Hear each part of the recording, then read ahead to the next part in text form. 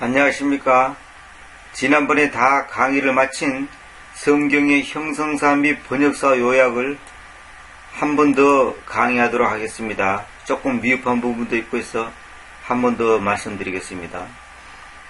성경의 중심 내용은 예수 그리스도이다. 이것은 만고불변의 진리죠. 이것이 만약에 무너지면 더 이상 성경은 성경으로서의 가치가 없고 읽을 필요도 없고 우리가 성경을 많이 읽는다 하더라도 이러한 관점에서 성경을 안 보면 또 이 부분을 발견하지 못했다면 그 사람은 지금 성경을 잘못 읽고 있는 겁니다. 성경은 어떤 누가 성경을 보더라도 반드시 교양서적이나 정신수양으로 본다면 그것은 아무 의미가 없습니다. 성경은 인간을 죄에서 구원하실 주님이신 예수 그리스도의 대속사적 과정들, 이 대속사가 중요한 겁니다. 성경의 모든 사건과 기록을 대속사적 관점에서 봐야 됩니다. 대속사적 과정들인 그 과정을 기록한 것인데 어떤 내용을 기록했느냐? 예언, 성취, 죽음, 부활, 승천, 재림, 심판 등을 기록한 책이다. 반드시 이것을 기억하시기 바랍니다. 초대교회에서는 구약만을 성경으로 사용하였습니다. 베드로는 스데반, 빌립, 바울이 그래하였듯이 구약을 가지고 설교하였습니다. 구약 성경 가지고. 신약의 모든 기록자들은 구약을 익히 알고 있었으며 그들의 영감적 기록은 구약에서 영감을 받는 계시에 근거하였습니다. 복음은 초기에 구전을 통하여 전파되고 입으로 전파됐다는 거죠. 구약 역사와 예언에 비추어 해석되었습니다. 그리스도의 생애와 사역에 대한 구전은 글로 기록되어 마침내 AD 70년경에 영감적인 공간복음을 형성하게 되었다. 영감적인 공간복음. 영감된, 즉 영을 들이신 성경이 공식적인 수집이나 단순한 인준에 의하지 않고, 이거 중요한 겁니다. 성경이 공식적인 수집이나 단순한 인준에 의하지 않고 성령을 통한 영감의 중요성 때문에, 이게 중요한 겁니다. 성령을 통한 영감의 중요성 때문에 성경으로서의 권위가 인정되는 것입니다. 사람이 수집을 했다, 누가 인준을 했다, 그런 걸로 성경으로서 가치가 있다 없다 판단되는 것이 아니다, 이런 말입니다. AD 서기 200년에 이르러서야 신약은 본질적으로 오늘날 우리가 소유하고 있는 것과 똑같은 문서들을 포함하였습니다. 그 후 이것들은 참된 신자들에 의해서, 이거 잘 들으세요. 참된 신자들입니다. 학자들이 아닙니다. 참된 학자들이 아니에요. 잘 보세요. 참된 신자들에 의해서 오늘날과 같은 권위와 확실성을 지니게 되었다. 동방에서는 요한계시록을 인정치 아니하였으며 서방에서는 히브리서를 부정하였다. 실제적으로 3세기 말에 가서야 모든 외경서들이 히에로니무스와 아우구스티누스의 영향, 그리고 이집트 아타나시우스의 성경이 설정한 명확한 구분을 가지고 실제로 어떠한 문서가 성경의 지위를 갖는가에 대한 논쟁은 그치게 되었다. 그 당시 이제 논쟁이 많았죠. 서로 네가 올리 내가 올리, 이것이 맞다 저것이 맞다, 이유가 많고 말들이 많았죠. 제3차 카르다고 교회 회의는 이 결정을 확정하였으며 이때부터는 어느 신약 문서에 대한 논쟁도 그치게 되었다. 이후에 이것은 현재 우리가 가지고 있는 27권의 목록이 되었다. 이처럼 성경의 선정은 개개의 책들이 자체의 가치를 입증한 후 교회 회의에서 확인하는 자연스러운 과정을 겪었다. 교회 회의입니다. 교회 회의가 뭡니까? 성도들의 회의다, 이 말입니다. 학자들의 회의가 아니고, 무슨 대학의 회의가 아니고, 무슨 교단의 회의가 아닙니다. 이거 잘 보셔야 됩니다. 이 표현 하나하나를.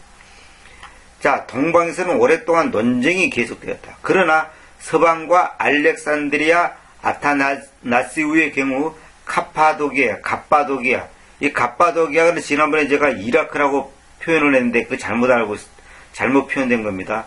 터키입니다. 터키 지방에 있는 도시죠.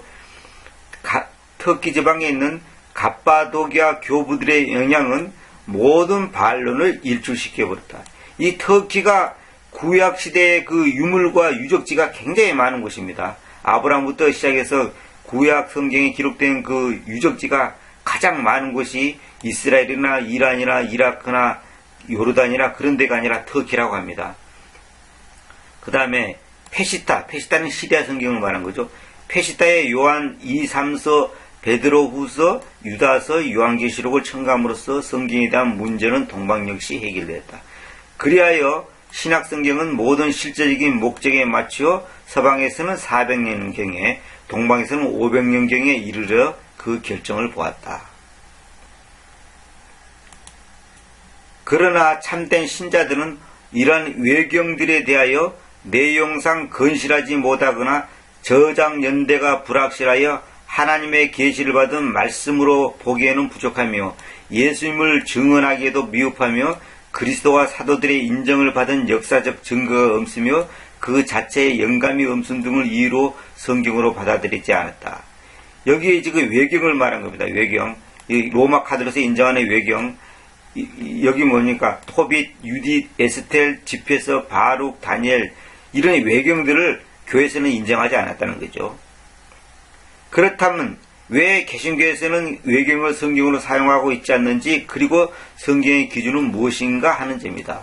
성경의 채택 원리를 보면 구약은 옛유언이라고 그랬죠. 하나님의 영감에 있거나 그리스도와 사도들이 하나님의 성문 말씀으로 인정한 책들만을 성경으로 인정하고 있으며, 신약은 새 유언, 사도성과 통일성과 보편성과 영감성이 있어야 된다. 이게 뭐냐면 구약 성경에는 사도들이 구약 성경을 인용했잖아요. 그 사도들이 인용했다는 것은 곧 사도들이 인정한다는 거고, 그것은 바로 성령께서 사도들을 통하여 그것이 하나님의 바른 말씀이라는 것을 인정한다는 거죠. 그 사도들이 말하는 그것을 봤을 때, 이건 정말 하나님께서 주신 말씀이구나, 바른 성경이구나, 그걸 인정한다는 거죠. 즉 사도들이 사용한 흔적이 있거나 내용이 번잡하지 않고 통일되어 있으며, 이 통일되어 있다는 게 중요한 겁니다. 윤리 도덕적으로 보편성이 있고, 그렇죠. 하나님의 영감을 주셨다는 확신 있는 내용을 가진 것이어야 한다. 하나님의 계시하신 흔적도 없고 인간을 구원하기 위한 목적도 없으며 언제 누가 썼는지도 모르는 것을 어떻게 성경으로 취급할 수 있겠습니까?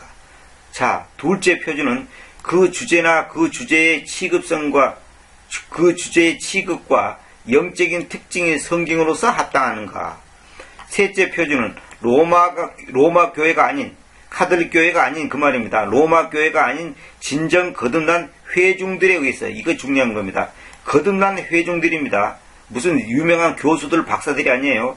진정 거듭난 회중들에 의해 전반적으로 그 문서를 받아들이고 있는가. 넷째 표준은 그 문서가 하나님의 영을 들이심, 하나님의 이제 그 계획성경 하나님의 감동되어 있는데, 감동이 아니라 보통 하나님의 영감이라고 번역하는데 그것도 사실 정확한 번역이 아닙니다.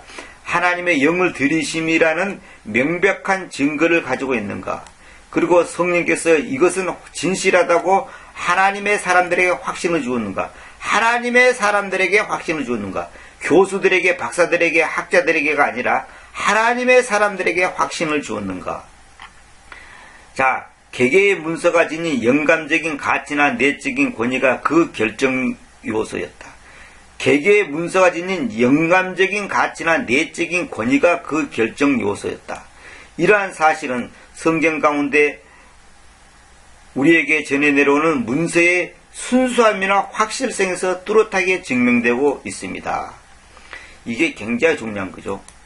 자, 이러한 원리에 따라 구약은 39권이 주전 5세기경 에스라와 대공회원들에 의해 최종적으로 구약 성경으로 완성되었으며, 신약은 주 397년 카르타고 회의에서 현재 사용하고 있는 27권만이 성경으로 인정받게 되었던 것이다. 자, 이 모든 것이 하나님의 절대 주권적 섭리가 없었더라면 성경은 올바르게 제정될 수 없었을 것입니다. 그렇습니다. 결국은 뭐냐면 하나님께서 보존하신 것이죠.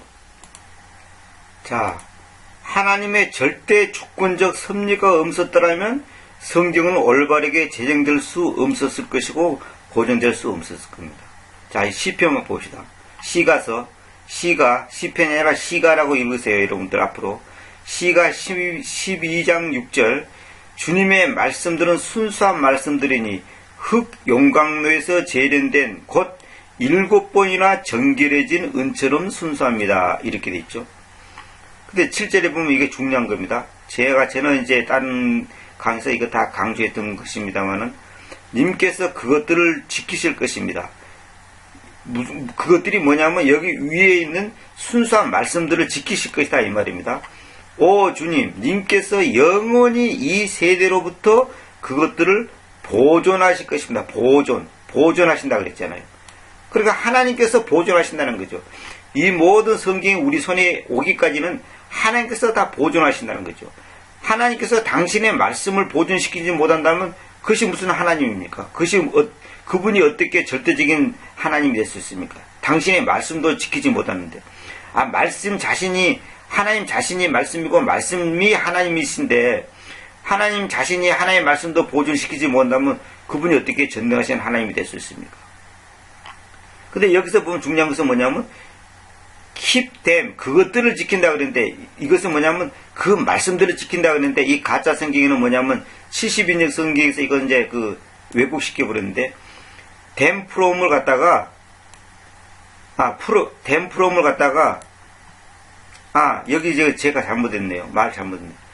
그것들을 지킨다 했는데 여기에 있는 them from 있잖아요. them from.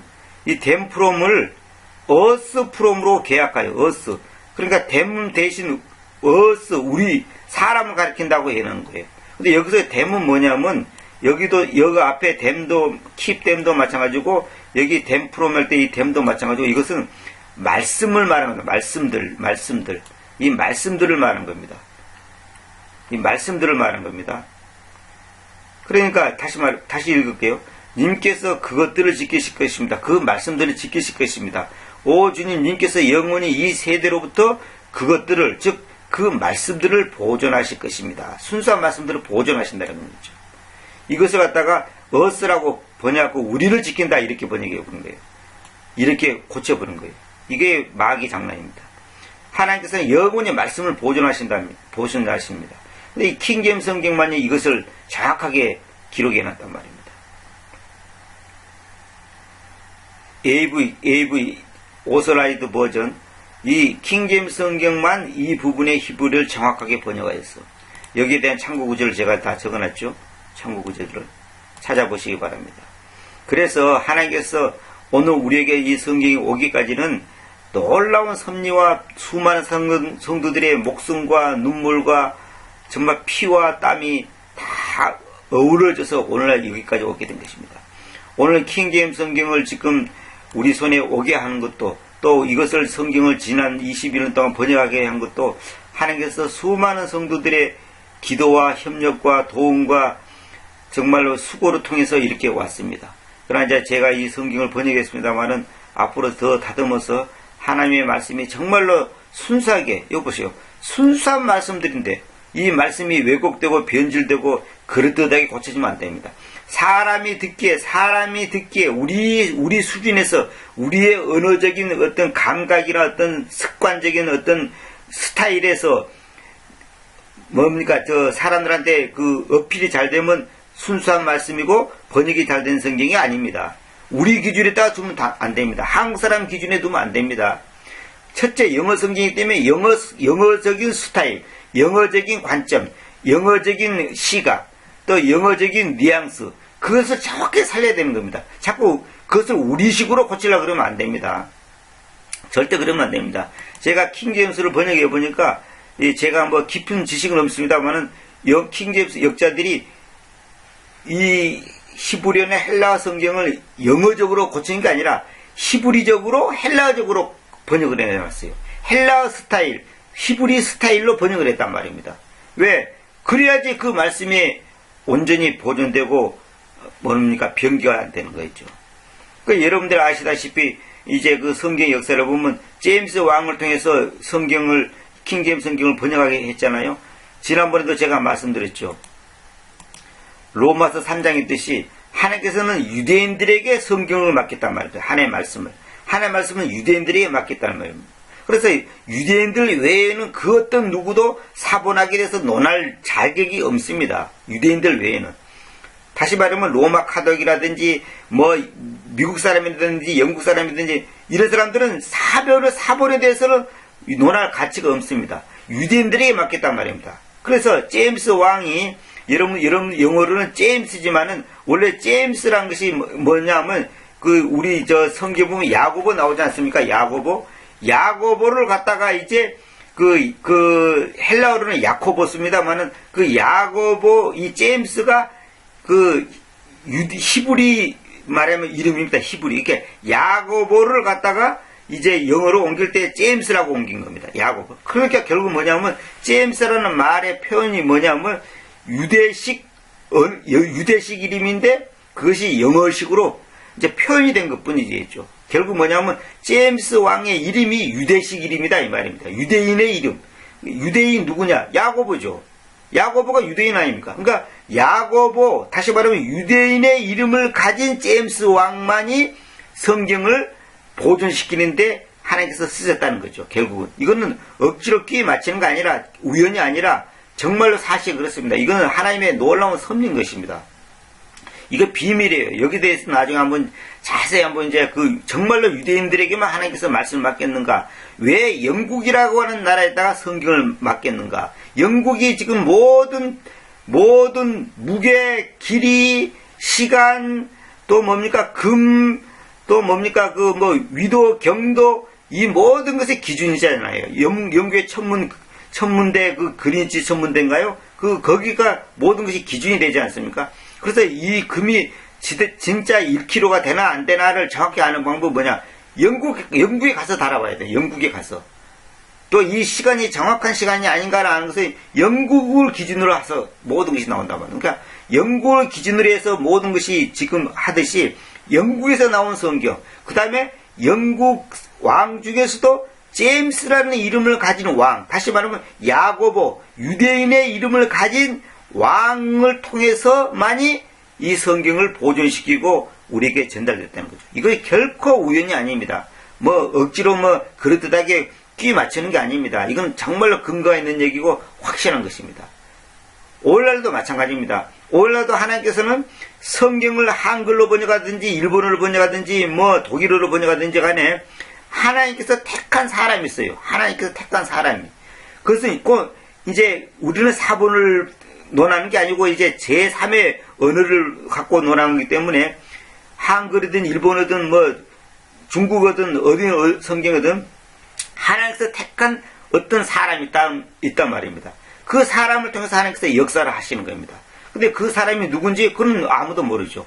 하나님만 아시죠. 근데 문제는 뭐냐면 하나님께서 그 사람에게 그 성경을 번역하도록 시키지 않았는데 만약 했다면 그거는 칭찬받을 일이 아니라 벌받을 일이죠. 큰일 납니다. 큰일 나는 겁니다.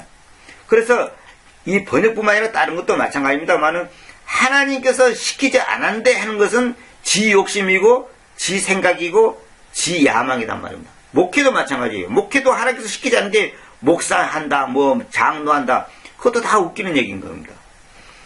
저 자신도 이 성경 번역했지만 만약에 제가 하나님께서 저를 인도하고 확신을 주고 저를 통해서 일한다는 어떤 근거가 없이 만약에 이걸 내가 한다면 그는 하나님 앞에 천벌받을 일이죠.